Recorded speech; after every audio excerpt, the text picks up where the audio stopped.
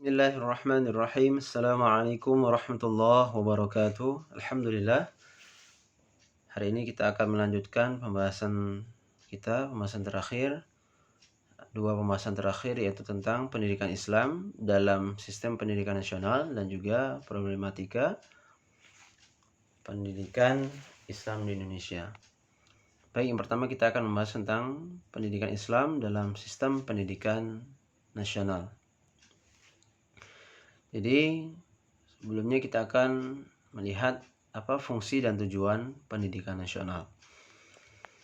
Mana tertuang dalam Undang-Undang Sistem Pendidikan Nasional bahwa pendidikan nasional berfungsi mengembangkan kemampuan dan membentuk watak serta peradaban bangsa yang bermartabat dalam rangka mencerdaskan kehidupan bangsa. Jadi fungsi dari pendidikan yang dilaksanakan secara nasional di Indonesia yaitu mengembangkan kemampuan dan juga membentuk karakter watak peradaban bangsa yang bermartabat. Nah, jadi selain mencerdaskan juga membentuk karakter yang kuat, karakter atau beradab ya, berakhlak. Jadi benar-benar selain kecerdasan intelektual juga kecerdasan spiritual dan juga kecerdasan emosional. Ya, keterampilan dan juga perilaku yang baik sehingga sinkron semuanya di antara kognitif, afektif, dan psikomotorik. Selain itu, tujuan dari pendidikan Islam adalah untuk berkembangnya atau untuk mengembangkan potensi peserta didik agar menjadi manusia yang beriman dan bertakwa kepada Tuhan Yang Maha Esa, berakhlak mulia, sehat, berilmu, cakap, kreatif, mandiri, dan menjadi warga negara yang demokratis serta bertanggung jawab. Jadi jelas bahwa tujuan pendidikan nasional itu tidak hanya mengembangkan potensi peserta didik agar berilmu atau cerdas, akan tetapi benar-benar berketerampilan dan juga berakhlakul karimah yang tertulis di sini, yaitu akhlak mulia, kreatif, cakap, dan juga sehat dari sisi jasmani. Jadi untuk merealisasikan kesemuanya yang diharapkan dari fungsi dan tujuan pendidikan nasional ini, maka perlu adanya proses pendidikan Islam pada setiap lembaga pendidikan Islam. Karena dalam pendidikan Islam juga berusaha menanamkan akhlakul karimah, berusaha mengembangkan ilmu, dan juga berusaha menanamkan karakter-karakter yang sangat bermanfaat untuk peserta didik.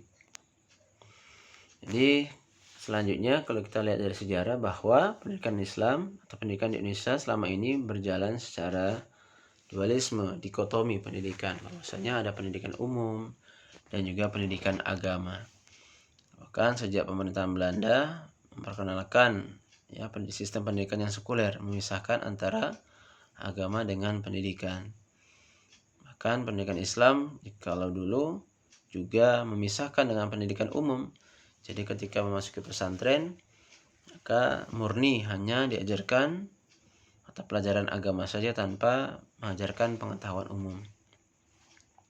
Dan seperti itu terus yang berjalan di Indonesia. Namun dengan perkembangan saat ini, maka dualisme ini perlahan-lahan semakin dikikis sehingga antara pendidikan umum dan pendidikan agama tidak dapat dipisahkan dalam sistem pendidikan Islam dan juga pendidikan nasional.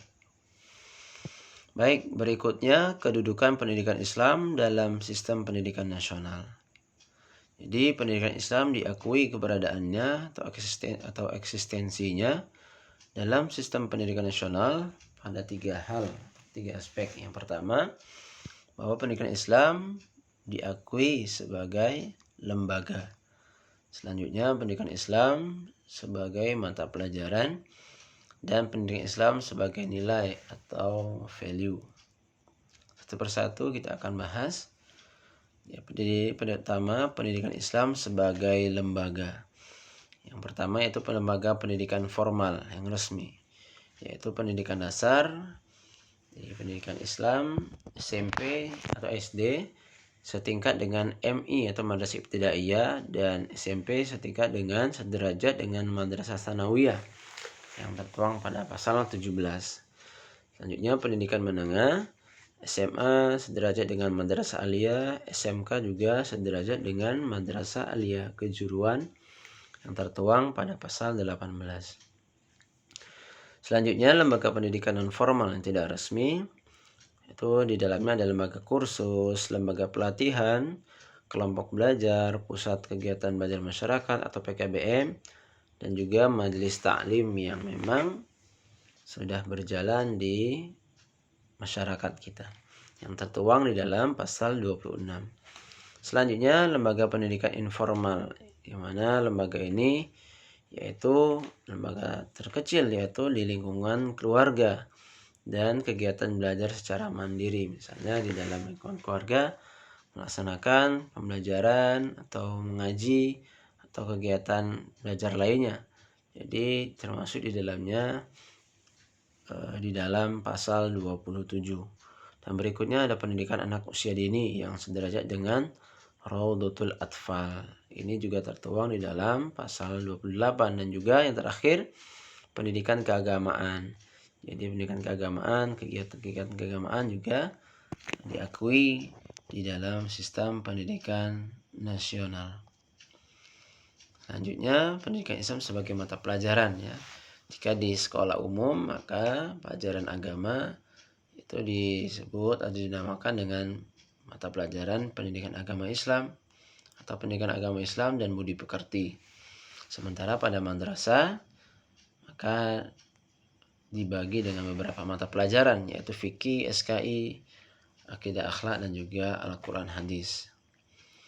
Dan juga yang terakhir yaitu pendidikan Islam sebagai nilai. Jadi sebagai nilai di sini bermakna bahwa dari setiap pembelajaran proses pendidikan yang dilaksanakan di lembaga pendidikan di Indonesia tetap menanamkan nilai-nilai keislaman, menginternalisasikan nilai-nilai keislaman di dalam setiap pelaksanaan pendidikan.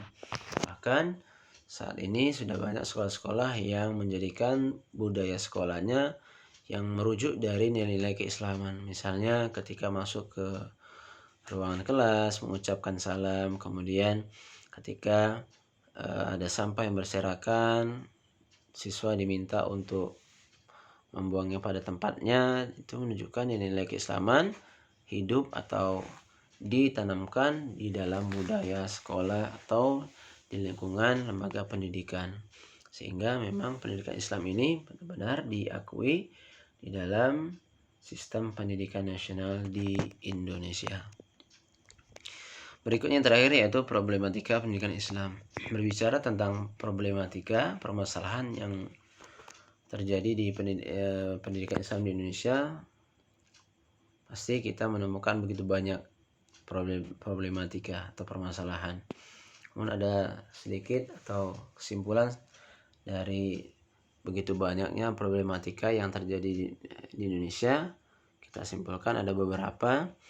Jadi dari beberapa aspek ya. Yang pertama aspek tujuan, pendidik, lulusan, sarana prasarana, pemimpin sekolah atau kepala sekolah, dan pembiayaan.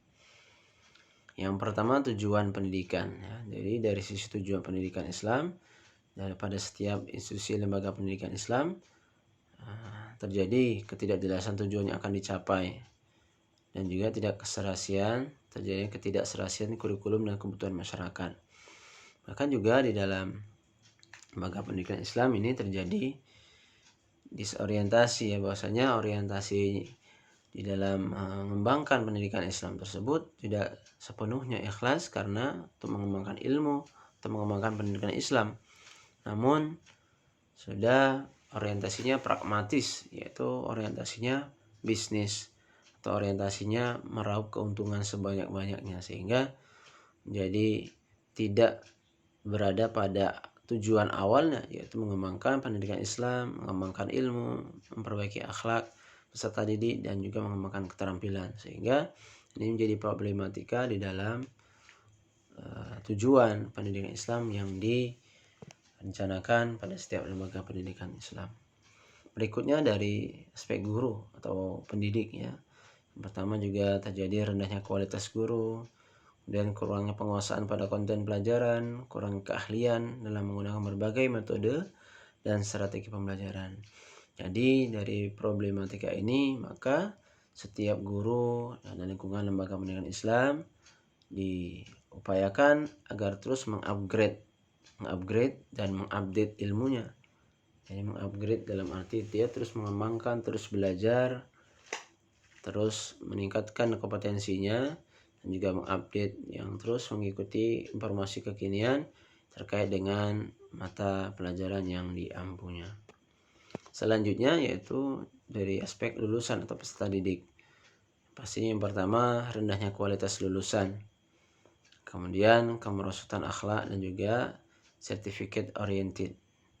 Jadi belajarnya tidak murni ikhlas karena untuk mendapatkan ilmu, namun hanya berniat mendapatkan ijazah. Bahkan juga terjadi kemerosotan akhlak. Banyak terjadi bagaimana siswa yang dari aspek intelektualnya tinggi, cerdas, namun dari akhlaknya kurang baik. Dan juga dari rendahnya kualitas lulusan, bahkan terkesan dipaksakan kemampuan atau kompetensi yang dimiliki oleh peserta didik dengan tuntutan atau taraf yang atau grade yang ingin diharapkan dicapai oleh satu lembaga pendidikan tersebut, sehingga nilai diberikan dengan setinggi-tingginya, namun tidak dibarengi dengan kualitas lulusan yang sama.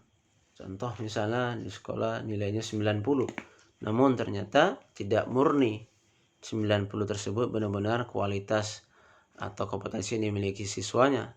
Mungkin saja kualitas siswanya 60, namun nilainya 90 karena memikirkan lembaga pendidikan tersebut atau memikirkan nama dari lembaga pendidikan tersebut. Ketika nilainya rendah, maka citra atau nama dari sekolah tersebut juga akan menurun, sehingga seakan dipaksakan nilai dari peserta didik yang tidak sama dengan kualitas yang dimunculkan. Baik, berikutnya sarana dan prasarana. Yang pastinya sarana prasarana ini banyak lembaga pendidikan Islam yang kurang memadai, dari mulai bangunannya yang kurang kokoh, kemudian kekurangan sarana dan prasarana, bahkan bangunannya sudah tua yang perlu direhabilitasi, perlu diperbaiki. Maka sarana dan prasarana ini perlu terus diremajakan agar kegiatan pembelajaran di lingkungan pendidikan Islam tidak terhenti. Kemudian dari pemimpin sekolah atau juga kepala sekolah, rendahnya kemampuan pemimpin sekolah dalam berkomunikasi dengan para guru dan juga kepada orang tua dan para stakeholder. Sementara pada sisi kepala sekolah atau pemimpin sekolah sangat dibutuhkan sekali kemampuan berkomunikasi dan bernegosiasi yang dimiliki oleh seorang kepala sekolah, sehingga terjalin hubungan yang harmonis di antara kepala sekolah, guru, orang tua, dan para stakeholder yang memiliki hubungan erat dengan lembaga pendidikan tersebut, sehingga kemampuan komunikasi ini perlu dikembangkan oleh setiap kepala sekolah. Dan juga yang terakhir, permasalahan pembiayaan.